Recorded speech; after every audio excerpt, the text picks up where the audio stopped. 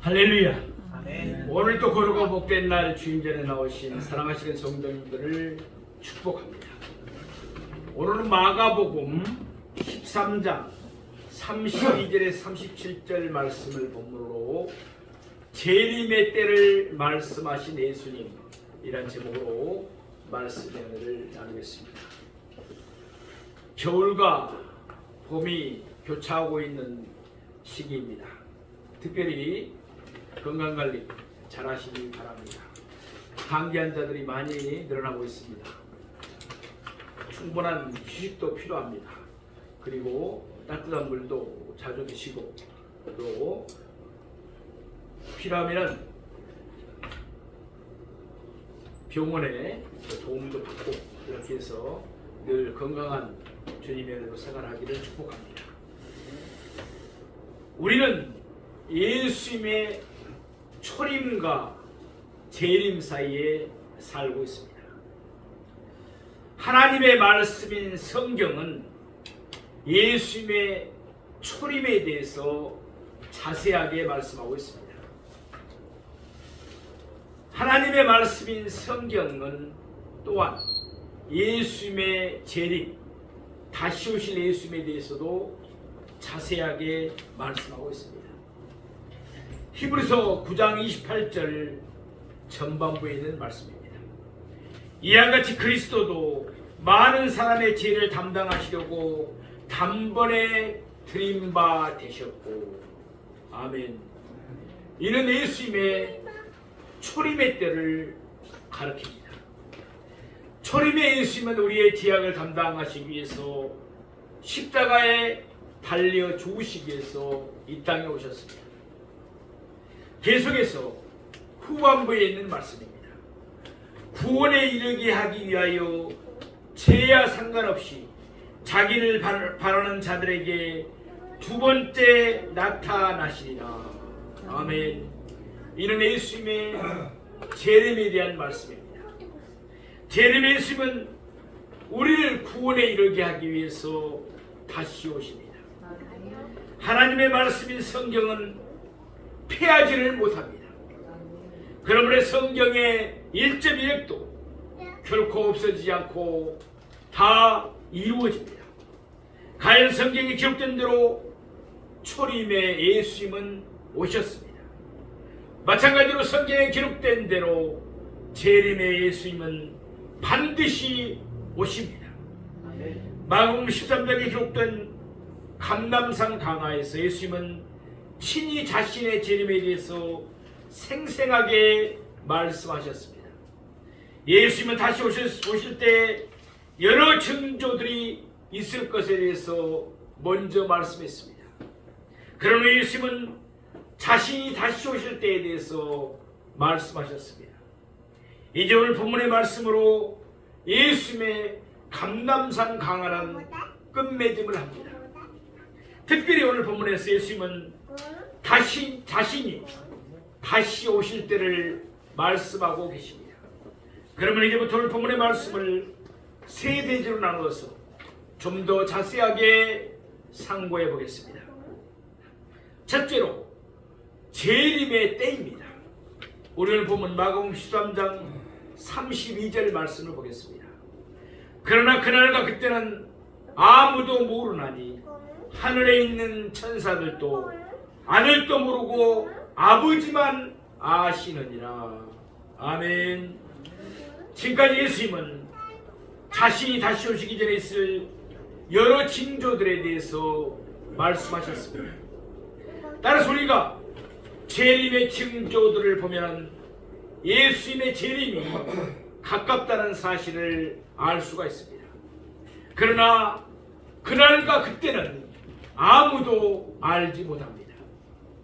하나님은 예수님이 다시 오실 날과 다시 오실 때를 사람들에게 계시하지 않았습니다. 그러므로 구약의 선지자들도 모릅니다.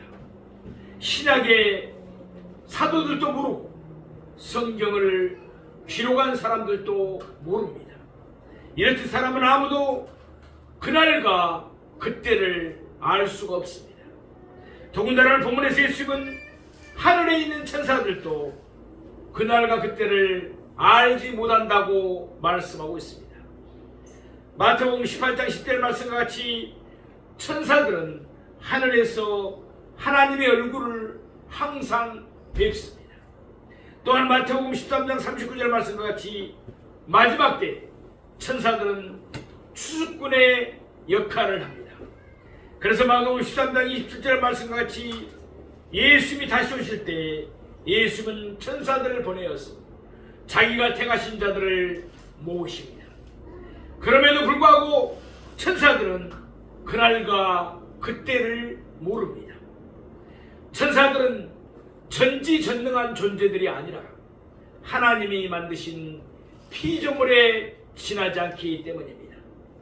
그런데 본문에서 예수님은 심지어 아들도 모르고 라고 말씀하고 계십니다.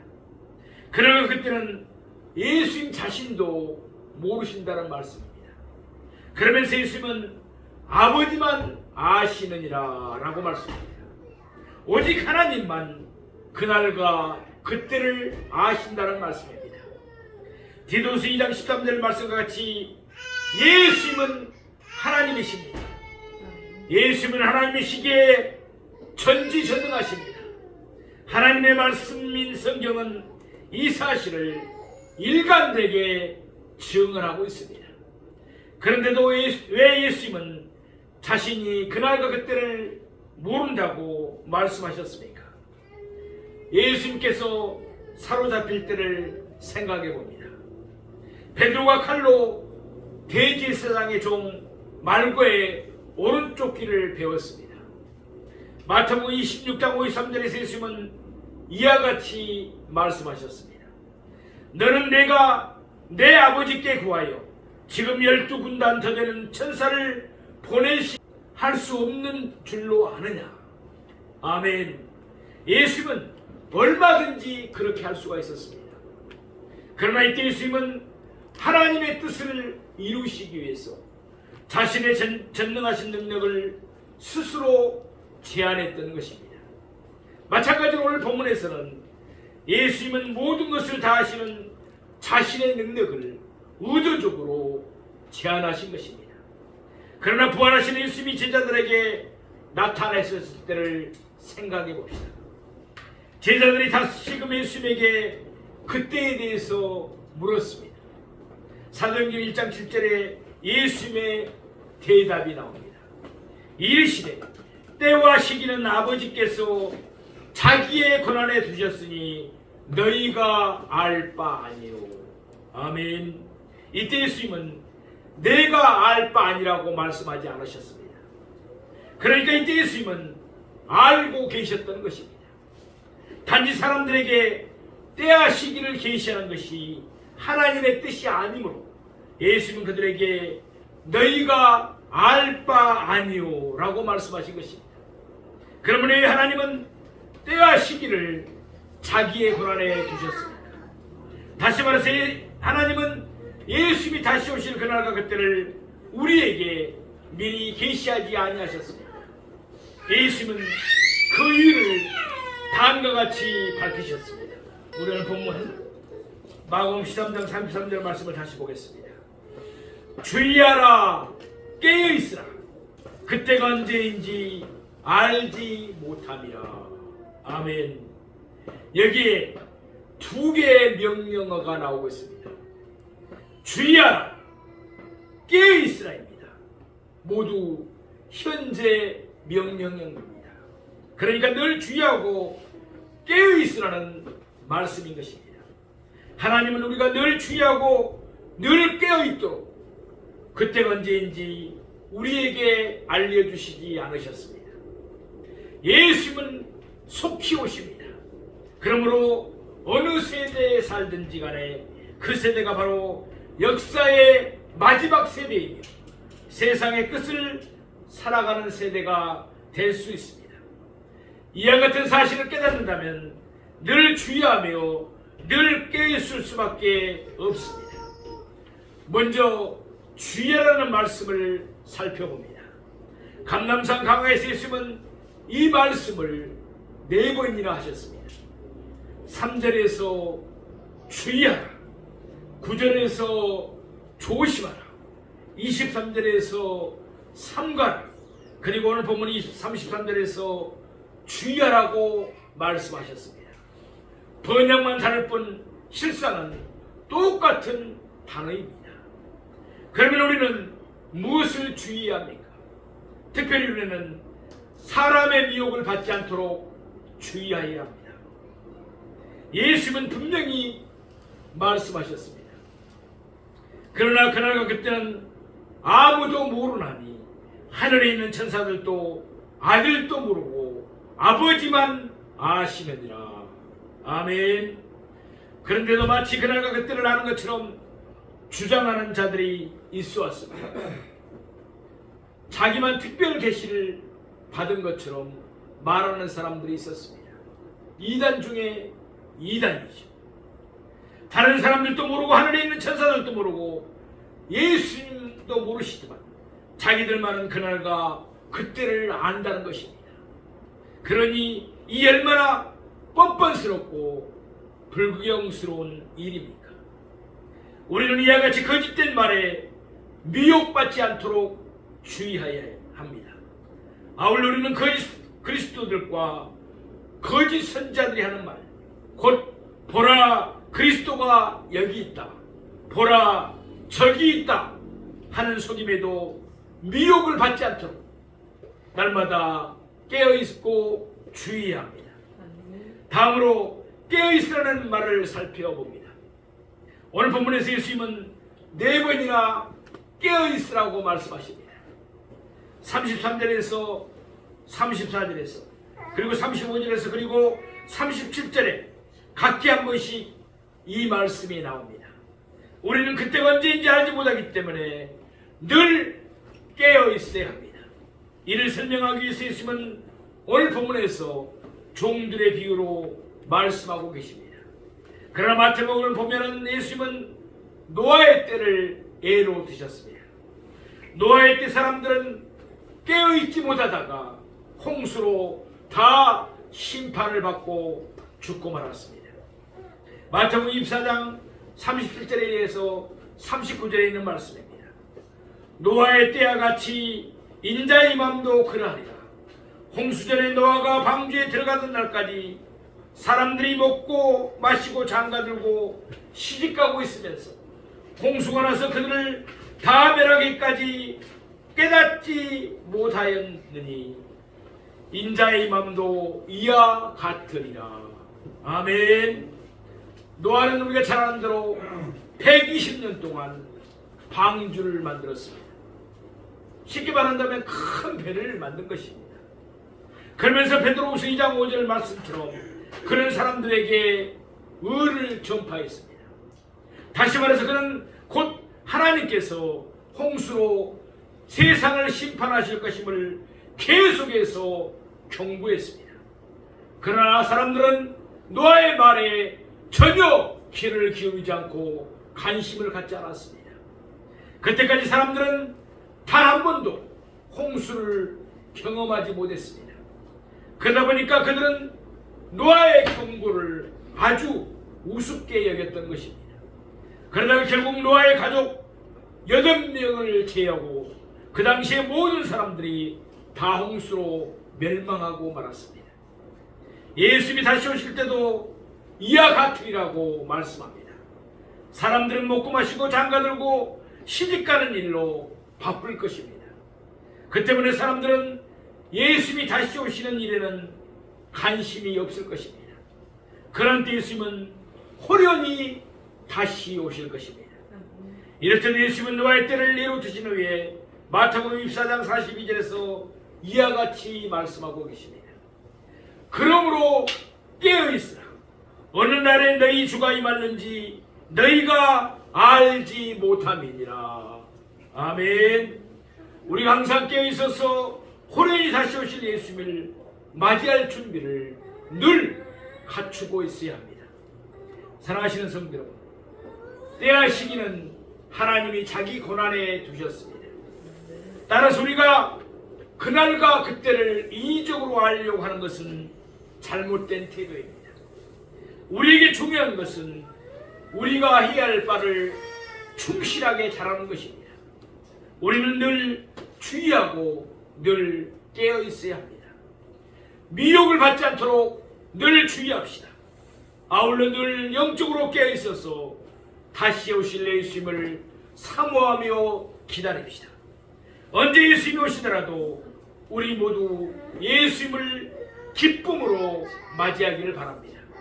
아울러 예수님이 주시는 상을 듬뿍 받는 우리 모두가 되기를 축복합니다. 둘째로 종들의 비유입니다. 마가복음 13장 34절을 오늘 본문 말씀을 보겠습니다. 가령 사람이 집을 떠나 타국으로 갈 때 그 종들에게 고난을 주어 각각 사물을 맡기며 문지기에게 깨어있으라 명함과 같으니. 아멘. 오늘 본문 바로 앞에서 예수님은 무화과 나무의 비유를 말씀하셨습니다.